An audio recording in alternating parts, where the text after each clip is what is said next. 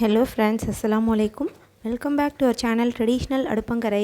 இன்றைக்கி நம்ம ஒரு ட்ரெடிஷ்னலான ஆட்டுக்கால் புளிக்குழம்பு எப்படி செய்கிறதுன்னு தான் பார்க்க போகிறோம். இது ரொம்ப ஒரு டேஸ்ட்டாக இருக்கும். சாதாரணமாக ஆட்டுக்காலில் சூப்பு வச்சதெல்லாம் சாப்பிடும்போது இதோட டேஸ்ட்டு நமக்கு அவ்வளோவா பிடிக்காத மாதிரி இருக்கும். இந்த மாதிரி குழம்பு செஞ்சு சாப்பிட்டா இதோட டேஸ்ட்டு ரொம்ப சூப்பராக இருக்கும். ஆட்டுக்கால் போட்டு புளியோணம் செய்கிறதுக்கு நான் ஒரு ஆட்டுக்கால் எடுத்து வச்சுருக்கேன். சின்ன வெங்காயம், பூண்டு எடுத்து வச்சுருக்கேன். 4 தக்காளி கட் பண்ணி வச்சுருக்கேன். வெள்ளை மொச்சை எடுத்து வச்சுருக்கேன். இப்போது ஆட்டுக்காலை நல்லா கழுவிட்டு சுத்தமாக இந்த மாதிரி எடுத்து வச்சுட்டு, ஆட்டுக்காலோட இந்த இடத்துல ஒரு கொழுப்பு மாதிரி இருக்கும், அதை கொஞ்சம் கட் பண்ணி எடுத்துடலாம். அது இருந்தால் கொஞ்சம் கசப்பாக இருக்கிற மாதிரி இருக்கும். இதை 2ஆக கட் பண்ணிவிட்டு நடுவில் ஒரு கொழுப்பு இருக்கும், அதை கட் பண்ணி எடுத்துக்கோங்க.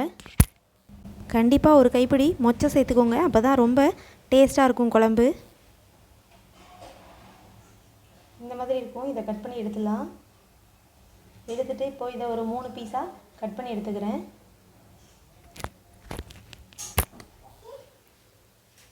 எல்லா பீசஸ்லேயும் இந்த மாதிரி ஒரு கலரில் இருக்கும் நடுவில், அதை கட் பண்ணி எடுத்தாச்சு.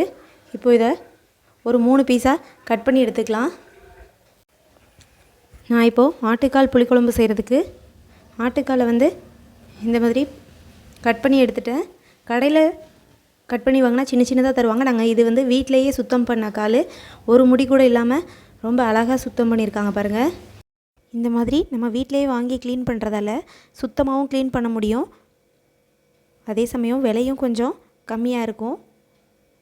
இந்த மாதிரி வீட்டிலையே சுத்தமாக க்ளீன் பண்ணும்போது சாப்பிட பிடிக்காதவங்க கூட இதை கண்டிப்பாக சாப்பிட ஆசைப்படுவாங்க. அவ்வளோ நீட்டாக. இதை வேக வைக்கிறதுக்கு கழனி சேர்த்துக்கலாம். குக்கர் கழுகாமலே நான் போட்டிருக்கேன், சூப்பு வச்ச குக்கரை. ஒவ்வொரு முறையும் பயன்படுத்தும் போது சோப்பு போட்டு கழுவிட்டு யூஸ் பண்ணாதீங்க, அது ரொம்ப கெடுதல். லாஸ்ட்டாக கழுவி வைக்கும்போது மட்டும் சோப்பு யூஸ் பண்ணுங்கள். மற்ற டைமில் சும்மா லைட்டாக அலசிட்டு, இல்லை அலசாமலே இந்த மாதிரி சூப்பு வச்சதுன்னா ஒன்றும் செய்யாது. இப்போ இதிலையே நம்ம சேர்த்துக்கலாம். தாளிக்கிறதுக்கு வேணால் தேவைப்பட்டால் சோப்பு போட்டு கழுவிட்டு நம்ம யூஸ் பண்ணிக்கலாம். இப்போது சின்ன வெங்காயம் கட் பண்ணி வச்சுருக்கேன், அதையும் பூண்டையும் இதை சேர்த்துக்கிறேன். இது கூட வெள்ளை மொச்சை ஒரு கைப்பிடி சேர்த்துக்கிறேன். வெங்காயம் ரொம்ப சின்ன சின்ன சைஸாக இருக்கிறதுனால நான் முழுசாகவே போட்டிருக்கேன். இந்த மாதிரி போடும்போது ரொம்ப சூப்பராக இருக்கும். டேஸ்ட்டு உங்களுக்கு நாட்டு வெங்காயன்றனால ரொம்ப நல்லாயிருக்கும். பெரிய பெரிய வெங்காயத்தை விட இந்த மாதிரி குட்டி வெங்காயம் சேர்த்திங்கன்னா நல்லாயிருக்கும். ஒரு 4 தக்காளி கட் பண்ணி வச்சுருக்கேன், அதையும் இது கூட சேர்த்துக்கிறேன். இப்போ இது கூட மஞ்சத்தூள் 1 ஸ்பூன் சேர்த்துக்கலாம். இப்போது ஆட்டுக்கால் மூழ்கிற அளவுக்கு தண்ணி சேர்த்துக்கோங்க. சேர்த்துட்டு இதை இப்போ அடுப்பில் வேக வச்சு ஒரு 1/2 மணி நேரம் நல்லா வேக வச்சு எடுத்துடலாம். மதியம் நீங்கள் சாப்பிட்றதுக்கு பிரேக்ஃபாஸ்ட் முடிஞ்சோடனே வேக போட்டுருங்க, அப்போ தான் கொஞ்சம் நின்று வேகிறதுக்கு நமக்கு டைம் எடுக்கும். இப்போது நல்லா மூழ்கிற அளவு தண்ணி ஊற்றுனதுக்கப்புறம் குக்கர் மூடி போட்டுடலாம். கண்டிப்பாக கழனி சேர்த்து வேக வைங்க. எந்த ஒரு சமையலுக்கும் கழனி சேர்த்து சமைச்சோன்னா அது இன்னும் ரொம்ப ஒரு ஹெல்த்தியாக இருக்கும். கழனியில் அவ்வளோ ஒரு சத்து இருக்குது. அரிசி கழுவுன தண்ணியை வேஸ்ட்டே பண்ணாதீங்க. கண்டிப்பாக ஏதாவது ஒரு சமையல் நம்ம செய்கிறதோட சேர்த்து கலந்துக்கோங்க. இப்போது இந்தளவு புளி எடுத்து ஊற வச்சுக்கிறேன். அலசிட்டு ஊற வச்சுருக்கேன். உங்களுக்கு தேவையான அளவுக்கு நீங்கள் எந்த அளவுக்கு குழம்புக்கு புளி சேர்ப்பீங்களோ அந்தளவுக்கு ஊற வச்சுக்கோங்க. இது கூட அரை மூடிலையும் பாதி அளவு தேங்காய் எடுத்து வச்சுருக்கேன், அதையும் அரைச்சி எடுத்துக்கலாம். நல்லா ஃபைன் பேஸ்ட்டாக அரைச்சி எடுத்துடலாம். நான் இப்போ ஒரு 10 விசில் வச்சு எடுத்திருக்கேன்.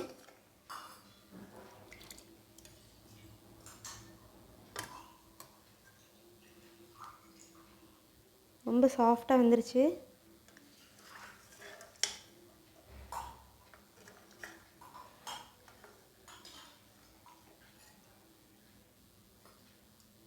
நல்லா சாஃப்டாக வந்துருச்சு. இப்போ இது கூட தேவையான அளவு உப்பு சேர்த்துக்கிறேன்.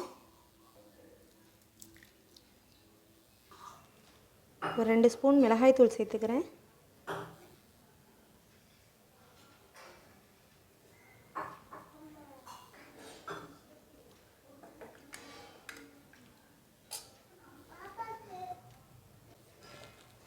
2 ஸ்பூன் மல்லித்தூள் சேர்த்துக்கிறேன். பெரிய சைஸ் காலுன்றனால நல்லா வெந்து வந்துருச்சு.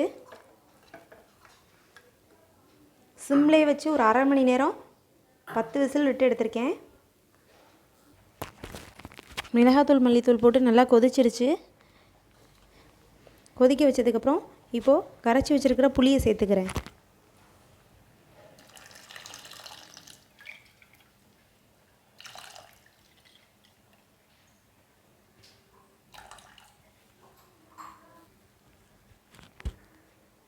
புளி ஊற்றுனதுக்கு அப்புறமே தேங்காயும் சேர்த்து கொதிக்க விட்டுடலாம்.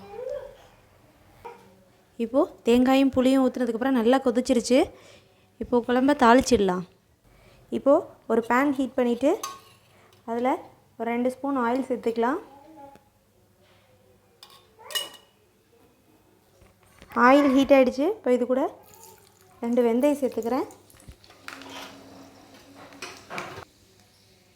2 ஜீரகம் சேர்த்துக்கிறேன். கொஞ்சம் சின்ன வெங்காயம் சேர்த்துக்கிறேன். வெங்காயம் நல்லா பொன்னிறமாயிடுச்சு. இப்போது இதை குழம்புல கொட்டிட்டு மூடிடலாம். டக்குன்னு மூடி போட்டு மூடி வச்சுருங்க.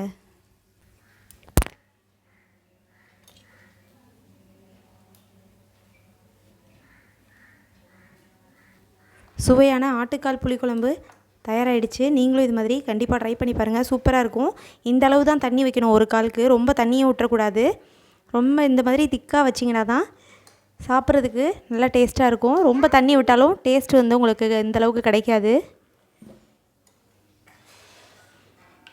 சாதாரண நம்ம புளிக்குழம்பு எப்படி திக்காக வைப்போமோ அந்தளவுக்கு வச்சிங்கன்னா தான் இதோட டேஸ்ட் நமக்கு ஃபுல்லாக கிடைக்கும். இந்த புளிக்குழம்பு டேஸ்ட்டோட ஆட்டுக்கால் டேஸ்ட்டும் சேரும்போது ரொம்ப ஒரு சுவையாக இருக்கும் இந்த குழம்பு. கண்டிப்பாக நீங்களும் வீட்டில் ட்ரை பண்ணி பாருங்கள். இது ஒரு ட்ரெடிஷ்னலான குழம்பு. இது வைக்கிறது ரொம்ப சிம்பிள். கால் வேக வைக்கிற நேரம் மட்டும்தான் இதோட டைமு. அதுக்கப்புறம் தேங்காய் ஊற்றுறது ரொம்ப சிம்பிளாக முடிஞ்சிடும். நீங்களும் கண்டிப்பாக ட்ரை பண்ணி பாருங்கள். இந்த வீடியோஸ் உங்களுக்கு பிடிச்சிருந்தால் லைக் பண்ணுங்கள். மறக்காமல் நம்ம சேனலை சப்ஸ்கிரைப் பண்ணிக்கோங்க. தேங்க்யூ.